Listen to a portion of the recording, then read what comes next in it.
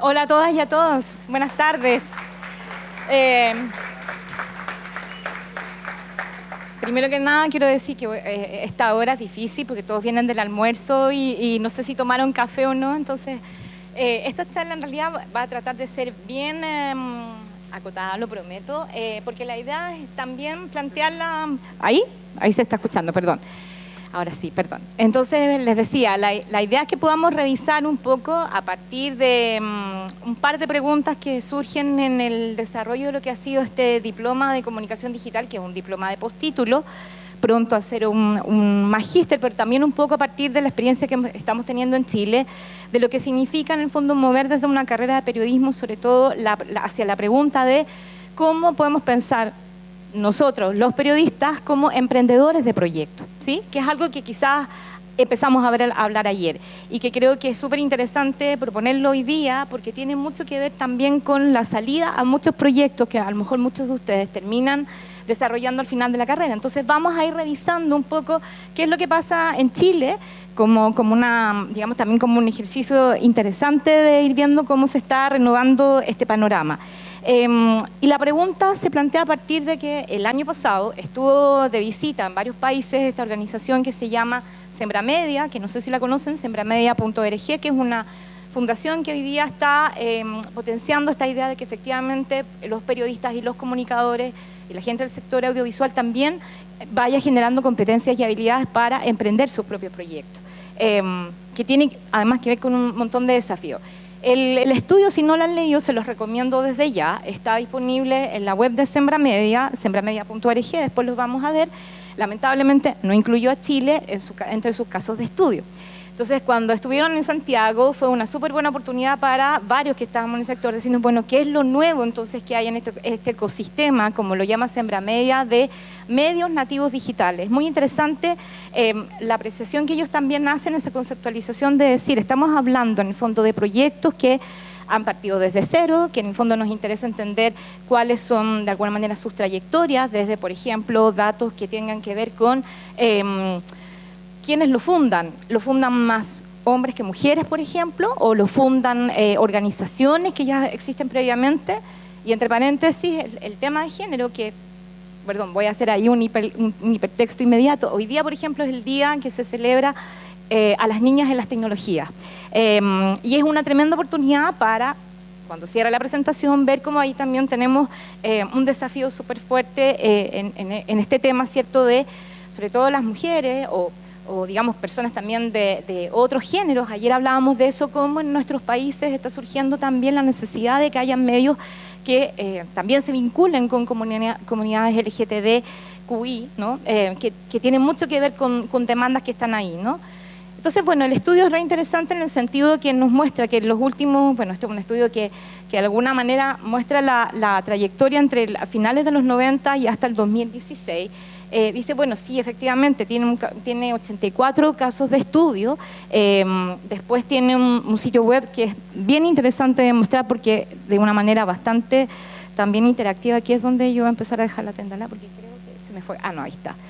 Quiero ver si se ve el sitio, veamos, entonces para que se vea cómo lo proyecto es una buena pregunta, me tendré que mover, no se ve, ya, no importa. Ahí después... Sí, espera, no, quiero mostrar el sitio, pero en la pantalla. Hay que arrastrar. Hay que arrastrarlo. Cosas de la tecnología, ahí está.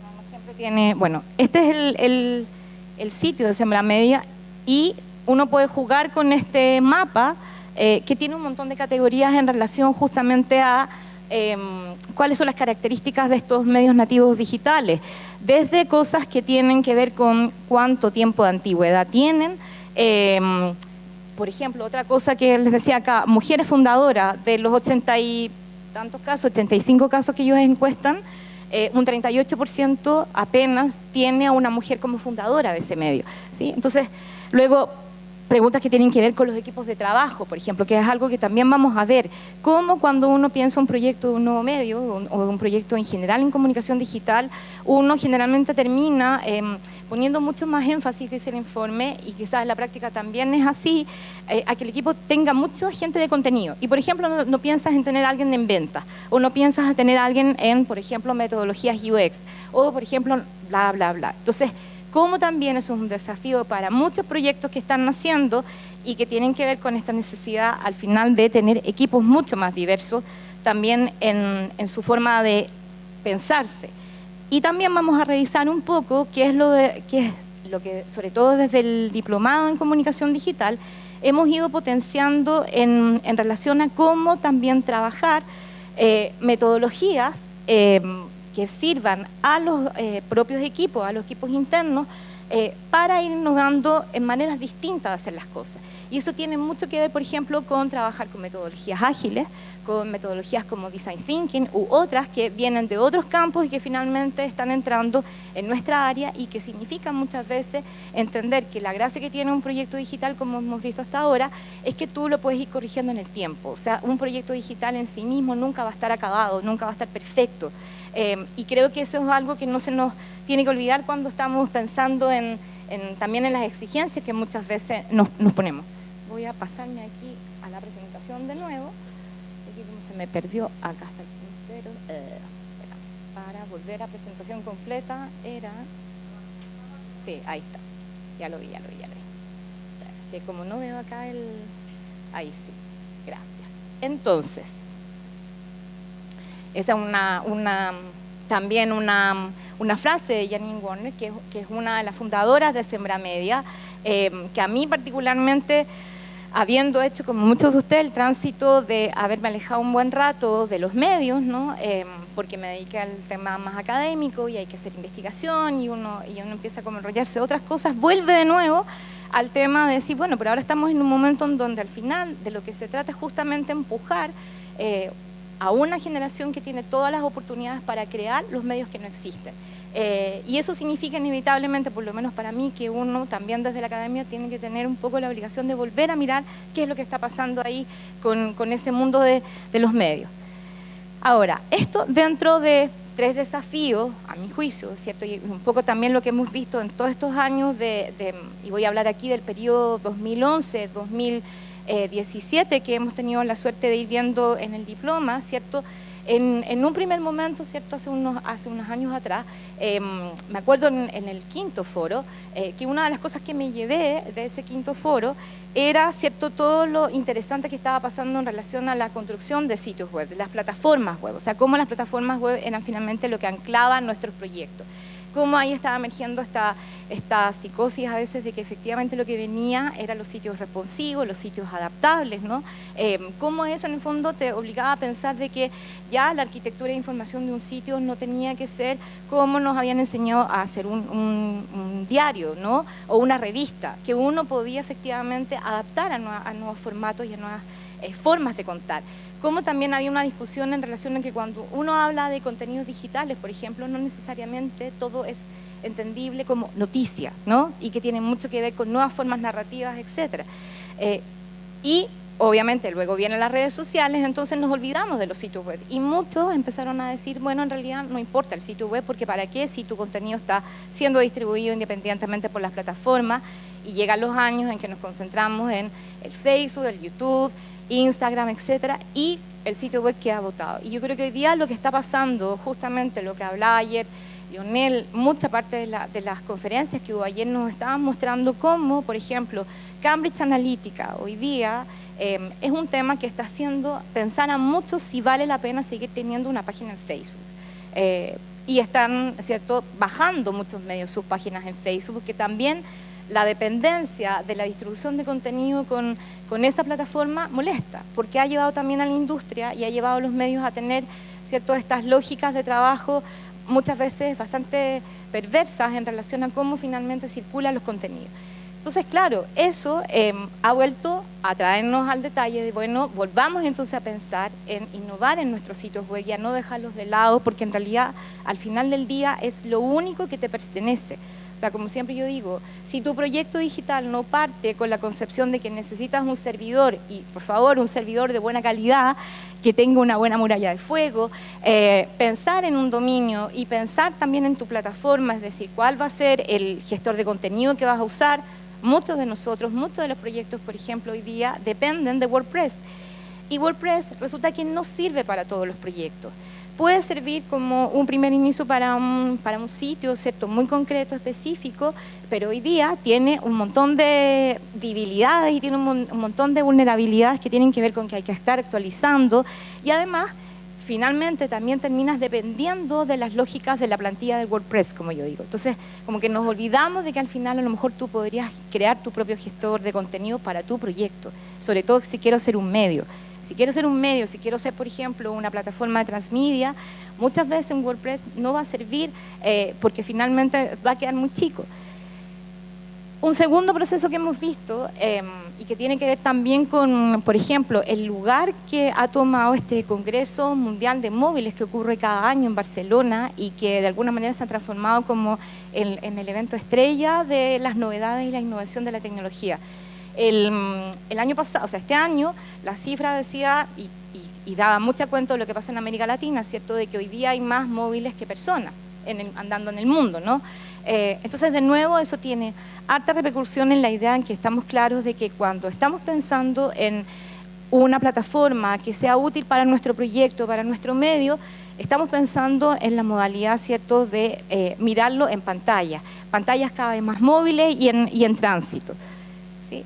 Y eso de nuevo tiene un segundo desafío. Por ejemplo, cuando uno piensa en, quiero de nuevo, hacer un medio que sea algo parecido a un magazine, bueno, entonces, ¿cuánto hay ahí de pensar cómo va a ser la estructura de tu contenido, cuál va a ser la estructura de tu navegación, etcétera? Pensando, por ejemplo, que muchos creían que había una tremenda oportunidad para las revistas o para muchas publicaciones impresas en los tablets, ¿no? Porque había toda una lógica que efectivamente las revistas podían funcionar en los tablets y finalmente los tablets ya nadie los está usando. O sea, hay una tendencia ahí a dejar cada vez más en una generación de usar los tablets. Entonces pensemos en pantallas cada vez más chicas o pensemos en la lógica de que otra pantalla que está instalada de hecho en muchas casas es nuestro Smart TV. Entonces, ¿cómo yo pienso también que mi proyecto, mi plataforma se va a ver en estos distintos tipos de plataformas y de dispositivos móviles? Y el tercer desafío que teníamos hoy día, que un poco ya lo mencioné, es que todavía vivimos, sobre todo en América Latina, en un mundo en donde la gente naturalmente, su manera de consumir contenido e información son todavía las redes sociales. Porque esa fue la manera con que también en América Latina se democratizó el acceso para mucha gente en encontrar información.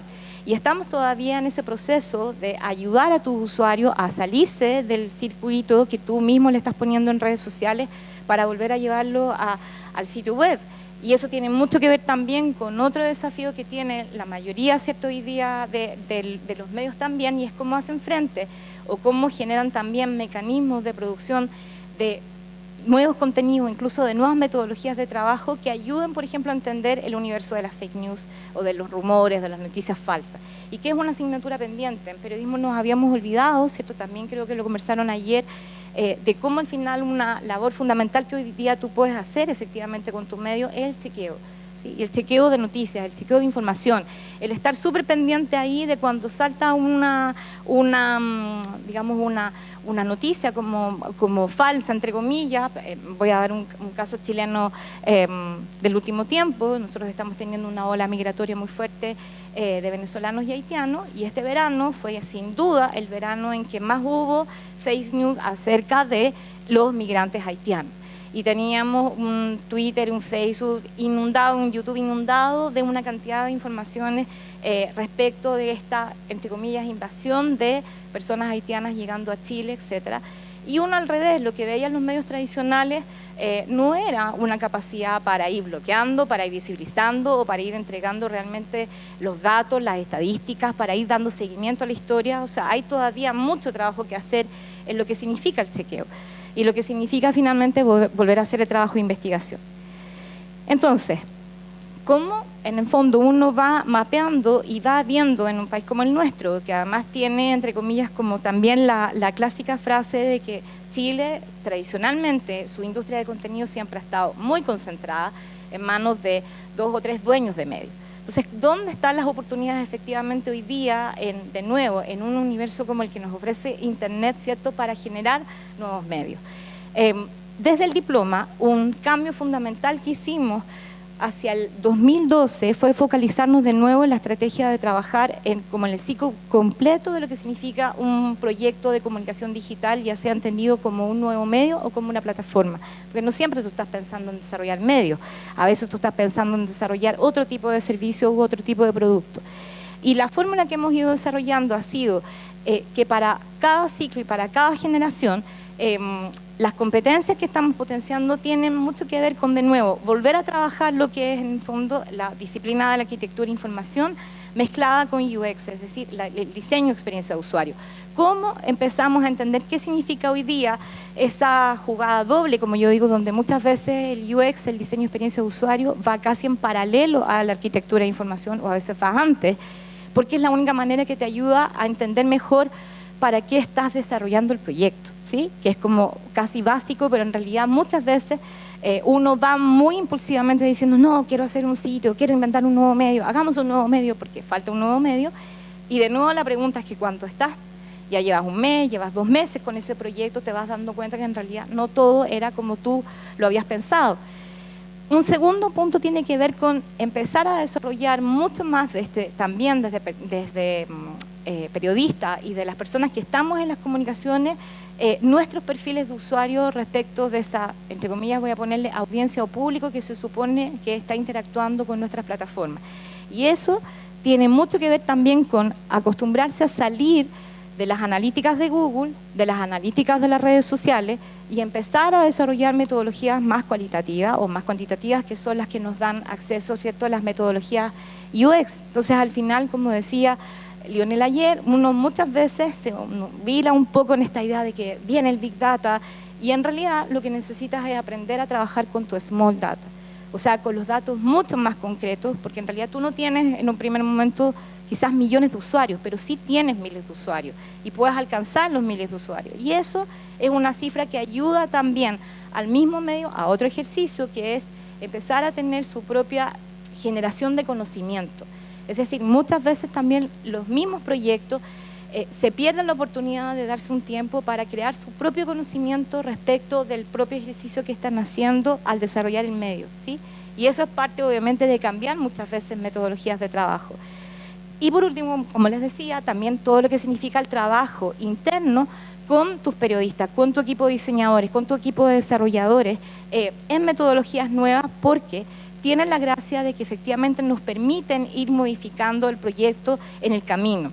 Muchas veces los proyectos digitales salen porque eran para ayer. Hay que hacer una web landing que resuelva la campaña, hay que hacer, entre comillas, el lanzamiento igual del sitio, aunque no esté coordinado, y en realidad muchas veces nos va pasando que aplicamos de nuevo metodologías de trabajo, entre comillas, que no nos sirven para resolver todos los problemas que van apareciendo en el camino y que tienen que ver con esa interacción. Bueno, un primer ejemplo que quería contarles hoy día fue otra metodología que empezamos a tener en el diploma, que, entre comillas, siendo un diploma en una universidad pública, significó también una apuesta. Hace un par de años hicimos un convenio con un medio de comunicación también digital naciente, que se llama el Desconcierto.cl. Básicamente el convenio hoy día lo que tenemos, que hacen muchos programas, ¿cierto?, es dar un cupo para que uno de esos periodistas de ese medio se integre y se capacite con nosotros. Y, entre comillas, como la moneda de cambio, lo que nosotros pedimos a cambio es que nos permitan, entre comillas, aprovechar ese proceso para ir viendo cómo podemos ir innovando y cómo podemos ir probando el uso de todas estas metodologías que les hacía mención hace un rato en el proceso de su proyecto. Entonces, eso fue lo que hicimos el año pasado con el Desconcierto, que aquí lo que voy a mostrar es un poco el fruto del trabajo de Macarena Herrera, que es la chica que era, entre comillas, parte como la community manager del medio, y hoy día finalmente es la cabeza pensante de las estrategias de contenido que tiene el medio, que no son necesariamente las periodísticas, y que tiene también mucho que ver con lo que hablaba ayer Denis, con esta idea de cómo también vamos encontrando relatos y narraciones distintas para cada una de las plataformas en las que estás trabajando. Quiero avanzar un poquitito acá, contarles que, bueno, el desconcierto también viene de una lógica también de propiedad bien interesante que está cambiando. Era una revista que se imprimía como un semanario, salta a lo digital, por lo tanto, cuando salta a lo digital, un primer tema es, bueno, ¿qué soy? ¿Sigo siendo la revista o soy un medio? Y si soy un medio, ¿qué voy a hacer? ¿Un diario? No, porque en realidad tengo un equipo de trabajo muy chiquito y tengo 4 periodistas que en realidad están ahí a tiempo completo, aunque tengo muchos colaboradores que generalmente los medios digitales los apuntan como columnistas, ¿no? Se fijan que al final todos los solicitamos con columnistas. Entonces llenamos el medio con columnas de opinión que después cuando tú vas al detalle de las analíticas en realidad no siempre se leen. Y ese fue un desafío súper importante al comienzo del trabajo que tuvimos con el desconcierto en su inicio. Volver a tener el tiempo para trabajar con el equipo. El desconcierto tiene una directora mujer, que es Francisca Quiroga, que no viene del mundo del periodismo y que tuvo también mucha generosidad para que nosotros entráramos a ir haciendo ciertas pruebas con ellos en este proceso. Bueno, lo que resultó es un poco, no quiero volver todavía a salirme del sitio web porque es mucho enredo, pero básicamente, claro, un primer tema que por ejemplo se nota ahí es volver a pensar en la lógica del sitio en su arquitectura. Tiene, por ejemplo, hoy día un espacio en blanco. Si ustedes entran en sus teléfonos celulares, no se nota, pero en la web sí se nota, porque eso tiene que ver con otro tema que estamos resolviendo y que es la lógica de financiamiento, ¿sí? El desconcierto hoy día por primera vez está probando un mix de fórmulas de financiamiento que tiene que ver con un poco lo que hablaba ayer Fernando, buscar, entre comillas, un cierto típico posicionamiento de publicidad, pero también alianzas y colaboraciones, por ejemplo, con el mundo universitario. Entonces ahí universidades o centros de formación están poniendo placement de su publicidad, etcétera. Entonces por eso se ve muy, muy feo esta pantalla, solo saqué antes de venir para acá. Y es como el típico medio tradicional, ¿sí? Hoy día el desconcierto, entre comillas, ha ido rompiendo en esta pequeña conjunto de medios nativos digitales que tenemos en Chile, que no superan aproximadamente los 10, que se denominan en sí mismos como empresas, ¿no? Estoy hablando de emprendimientos que todavía no tenemos las cifras de facturación, porque es también un detalle importante, ¿cierto? Pero un segundo punto en donde empezamos la innovación fue diferenciar las estrategias que iban a hacer en las redes sociales, porque esa es una tercera pregunta súper importante que también creo que se conversó ayer. Muchas veces sentimos la presión de que todo esté en todos, ¿sí? En todas las plataformas. Entonces, de nuevo, ¿será necesario estar en todas las plataformas? Cuando hablo de todas las plataformas, es decir, tú te piensas, no, es que tengo que tener un Facebook y un Instagram y YouTube y todo. Y de nuevo, el punto es volver a mirar y decir, tengo capacidad para producir contenidos para todas esas plataformas, producir contenido nuevo, no contenido repetido, no contenido, entre comillas, copy-pasteado de uno a otro lado. Entonces, claro, hoy día el desconcierto en el aprendizaje ha sido, por supuesto, Facebook, que entre comillas tuvo un trabajo orgánico todo este tiempo, estoy hablando más o menos del 2006, que fue el periodo antes que estuviera con nosotros, ¿cierto?, este proceso de trabajo, y que por eso fue muy bueno. Además, cuando Facebook cambia el algoritmo, al desconcierto no le afectó, ¿sí? Porque venía un trabajo de generación de contenido mucho más orgánico. Entonces mantuvo su comunidad, mantiene un nivel, entre comillas, de interacción bastante esperable para lo que significa al final ir compartiendo contenidos que son noticias, son las noticias del día, básicamente los hechos más de contingencia. Y el desafío estuvo en 2 redes sociales o en 2 plataformas. YouTube se está convirtiendo hoy día en un otro proyecto para el medio. Entonces, lo que ves en el canal de YouTube no necesariamente es lo que está puesto en alguna de las partes del todo del otro. Un ejemplo súper interesante respecto también a cómo ir innovando en otra cosa que nos preocupa harto, ¿cierto? Que creo que también lo hablábamos en otros foros. ¿Cuál es el equilibrio entre lo escrito y lo audiovisual? ¿Cierto? Hay siempre una discusión, ¿sigo escribiendo o me voy todo audiovisual? ¿Lo audiovisual superó al texto o qué? Y la verdad es que también cada proyecto tiene que ir descubriendo qué es lo que le funciona mejor y qué fórmula le funciona mejor. Yo creo que varios de ustedes también conocen otro caso, que es la plataforma de contenido española, catalana en realidad, Playground, ¿no? y que de alguna manera el año pasado se transformó en un hit y en un canon, porque básicamente, como digo yo, le dieron el palo al gato con una manera de contar historias en video, ¿sí? Que es el típico video que dura 1 minuto, que tiene texto y que en realidad la fórmula de Playground es básicamente cuenta algo que aunque sea muy local, tenga un impacto global. Y eso fue una fórmula que ha sido replicada por Al Jazeera, AJ Plus, hasta la BBC. Todos hoy día empezaron a copiar el canon, el formato, como digo yo, de Playground. El año pasado tuvimos la visita de justamente Jordi, olvidé su apellido ahora, por cierto, prometo acordarme al final, que es el director audiovisual de Playground, y él nos contaba que en realidad ellos mismos estaban súper sorprendidos, nunca habían pensado que cuando lanzaron el formato, todo el mundo se los iba a copiar, y estaban muy, entre comillas, tampoco generosamente, digamos, tampoco están tan terriblemente enojados porque todo el mundo se los copió. Al contrario, fue para ellos un experimento que permitió entender también cómo estaban cambiando las lógicas de atención de las personas frente a los videos. Entonces, de nuevo, por ejemplo, hoy día una de las cosas que al final para nosotros también nos da harto orgullo en el diploma es que logramos que la manera con que hoy día, por ejemplo, se hacen pequeñas entrevistas en el canal de YouTube, una de estas piezas finalmente ha sido seleccionada para el premio que entrega otra universidad, la Universidad Alberto Hurtado, que es el Premio de Excelencia de Periodismo. Y es primera vez que un medio digital entra en esta categoría, a ese premio. Entonces, de nuevo, también cuando te atreves a desarrollar cosas que tú sabes que luego puedes ir circulando en los premios, también tiene mucho impacto en el equipo, porque este es un equipo de periodistas súper jóvenes, como la mayoría de ustedes, que en general este es su primer trabajo. Quiero mostrar también, y aquí sí voy a necesitar salir de nuevo al sitio web en que estaba, acá, voy a ponerme aquí, perdón, me voy a demorar 2 segundos en hacer este proceso de cambio, lo siento porque si no se ve acá, el Instagram, ¿sí? Que uno podría decir también, ayer Denis decía, bueno, para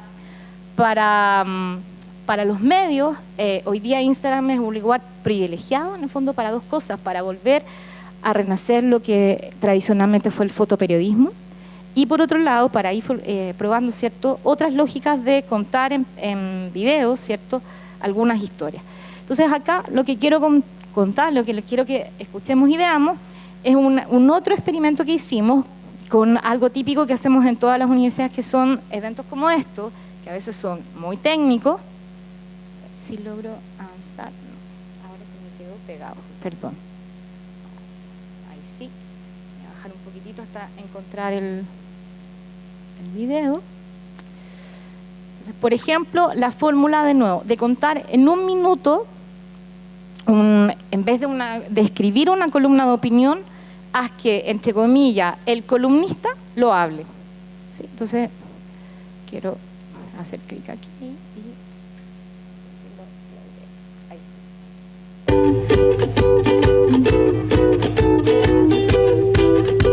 Hola, les voy a decir algo sobre vigilancia y democracia. Los dispositivos tecnológicos de vigilancia están en todas las partes. Por ejemplo, los teléfonos celulares, la forma que utilizamos Internet. La democracia está involucrada en este tema.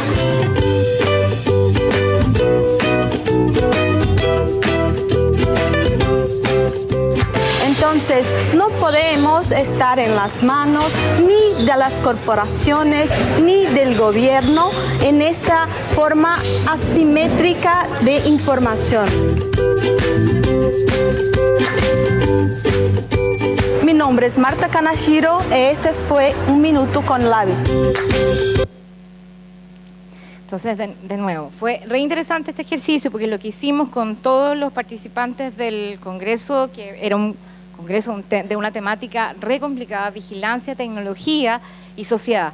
Justamente a finales del año pasado, cuando en Chile estábamos entrando en la discusión respecto de entender cómo, por ejemplo, el gobierno recién quería sacar a toda costa un decreto que permitía la retención de metadatos de todos nosotros.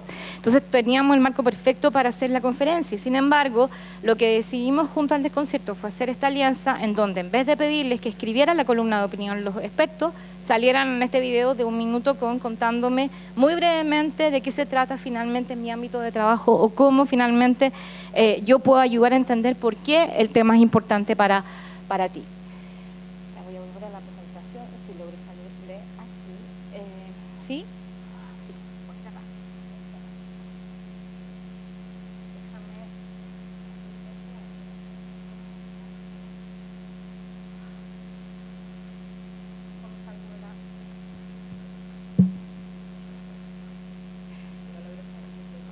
Apreta escape y anda para arriba con el mouse.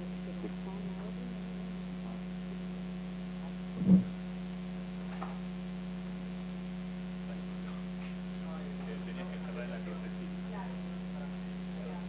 Volvé de nuevo al F11.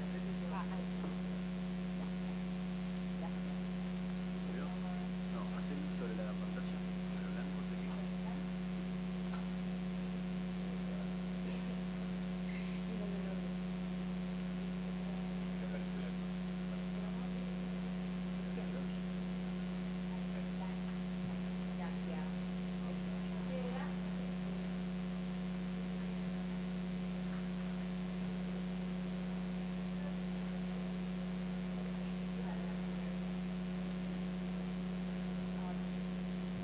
Bueno, algunos ejemplos. Cuando hablábamos de lo de perfiles de usuario, esto es un tipo, y en realidad la presentación también va a estar disponible, de cómo ustedes pueden ir generando sus propios perfiles de audiencia. Es una técnica que básicamente está basado en historias de vida o todo lo que tiene que ver con, finalmente, consumo de medios. Entonces, voy a dejar aquí el ejemplo de lo que significa, ¿cierto?, poder también trabajar mucho más el perfil de usuario. Otros proyectos que estamos viendo en Chile, y con esto ya quiero ir cerrando, como algo que está pasando con los formatos de proyectos de radio online. El podcast, que también nos habían dicho que estaba muerto, al contrario, está en súper buen estado. Y es casi una industria en sí misma que nos está dando también un montón de salidas.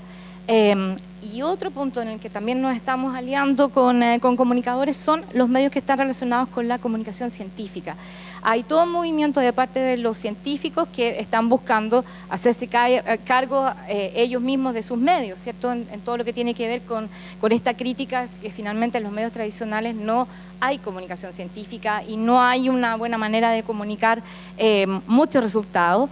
Entonces lo que estamos viendo ahí es cómo al final podemos generar proyectos que mezclan periodistas con académicos y con científicos trabajando todos en conjunto.